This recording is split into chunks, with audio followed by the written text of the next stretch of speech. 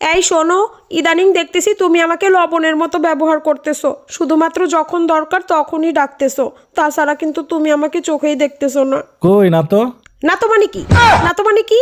আগে তো ঠিকই মিষ্টির মতো ব্যবহার করতাম, আর এখন এখন একদম তিতা লবণ হয়ে গেছি, তাই না?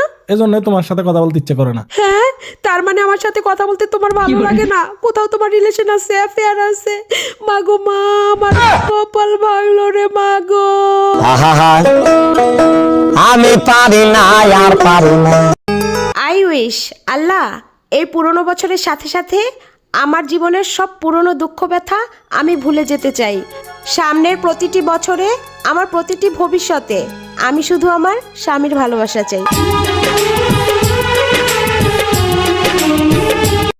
প্রিয় স্বামী, আপনাকে জীবনে নিয়ে আবারও একটি নতুন বছরে পা রাখতে চলেছি। দোয়া করবেন যেন জীবনের প্রতিটি বছর আপনার বধূ হয়েই থাকতে পারি।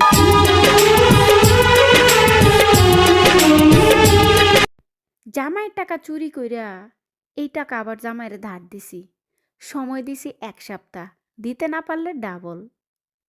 জানু পাখি, আমার সোনা, শোনো, আমার 2000 টাকা লাগবে, তাড়াতাড়ি দাও, তোমাকে গুড নাইট বলবো, আর না দিলে 5 মিনিটের মধ্যেই ব্যাড নাইট হয়ে যাবে।